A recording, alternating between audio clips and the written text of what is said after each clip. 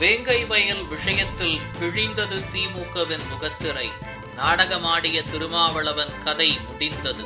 புதுக்கோட்டை மாவட்டம் வேங்கை வயல் கிராமத்தில் பட்டியலின மக்கள் பயன்படுத்தும் குடிநீர் தொட்டியில் மலம் கலந்தது தொடர்பாக பட்டியல் சமூக இளைஞர்கள் 3 பேர் மீதே குற்றப்பத்திரிகை தாக்கல் செய்திருப்பது சந்தேகத்தை எழுப்புவதாக கூறப்படுகிறது.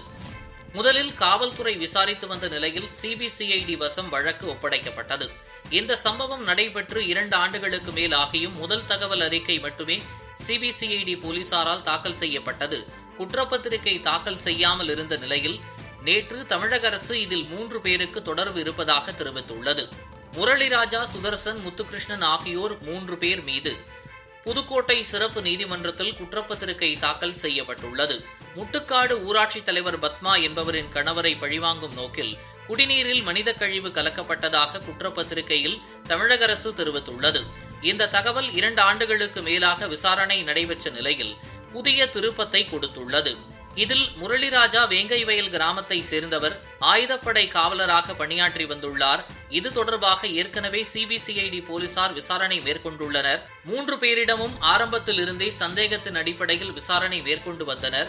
அதன் அடிப்படையில் சிபிசிஐடி போலீசார் இவர்கள் இதில் ஈடுபட்ட நபர்களாக குற்றப்பத்திரிகையில் தாக்கல் செய்துள்ளனர்.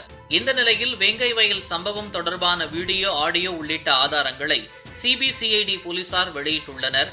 இந்த 3வரும் அதே கிராமத்தை சேர்ந்த பட்டியலினத்தவர்கள் என்பதால் பரபரப்பாகியுள்ளது.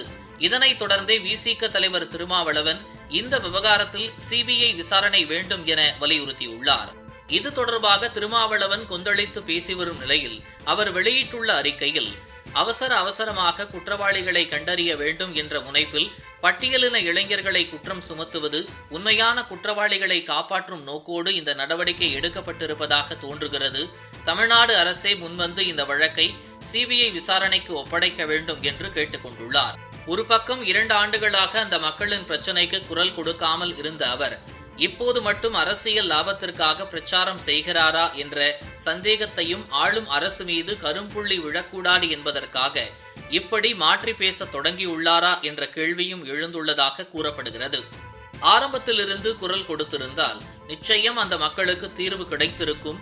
ஆரம்பத்தில் அரசு இதில் சரியான விசாரணை மேற்கொள்ளும் என தெரிவித்த திருமாவளவன் இப்போது மட்டும் ஏன் இந்த பதற்றம்? இதனை சிபிஐக்கு மாற்ற சொல்வது எந்த விதத்தில் நியாயமாக எடுத்துக்கொள்வது? அல்லது தேர்தல் நெருங்கி வருவதால் இதற்கு முடிவு கட்ட அரசு நாடகம் போடுகிறதா? அதற்கு திருமாவும் உடந்தையாக செயல்படுகிறாரா என பல சந்தேகங்களை கிளப்புவதாக கூறப்படுகிறது. இதுபோன்று முக்கிய நிகழ்வுகள், அரசியல் தகவல்களை ஆழமாகவும் மாறுபட்ட கோணத்திலும் அறிந்து கொள்ள மறக்காமல் உங்கள் IND தமிழ் 24x7 பக்கத்தை பின்பற்றிக் கொள்ளவும். உங்கள் ஒவ்வொரு ஆதரவும் இதுபோன்று பல நிகழ்வுகளின் பின்னணியை அறிய உதவும்.